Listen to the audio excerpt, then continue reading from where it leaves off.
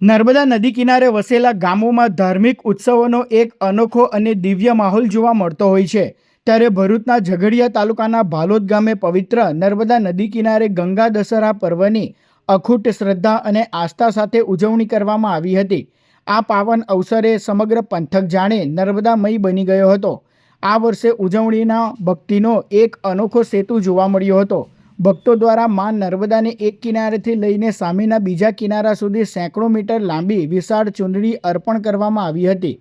નાવડીઓ અને ભક્તોની માનવ સાંકળ દ્વારા નદીના એક છેડાથી બીજા છેડા સુધી લંબાવવામાં આવેલી આ રંગબેરંગી ચૂંદડીનું દ્રશ્ય એટલું ભવ્ય હતું જાણે સાક્ષાત નર્મદા મૈયાએ ભક્તોની ભક્તિની ચૂંદડી ઓઢી હોય.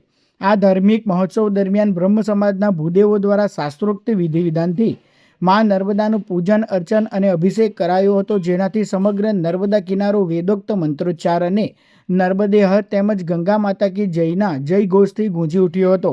તો સાંજના સમયે મા નર્મદાની ભવ્ય મહાઆરતી ઉતારવામાં આવી હતી, જેમાં સેંકડો દીવડાઓના પ્રકાશથી આખો કિનારો ઝળહળી ઉઠ્યો હતો.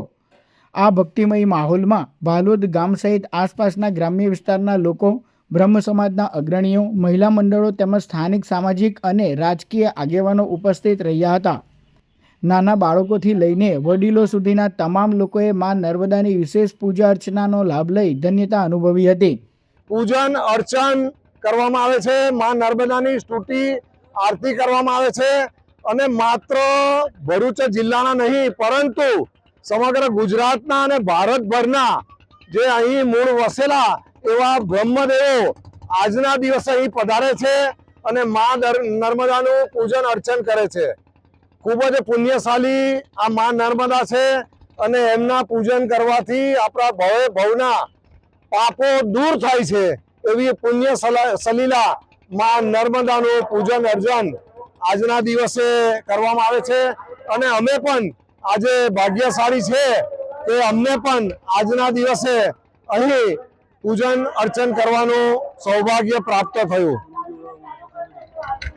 અને માતાજીને આ પાછળ આપ જોઈ શકો છો કે આ કિનારાથી સામેના કિનારા સુધી એક ચુંદડી અર્પણ કરવામાં આવે છે. જય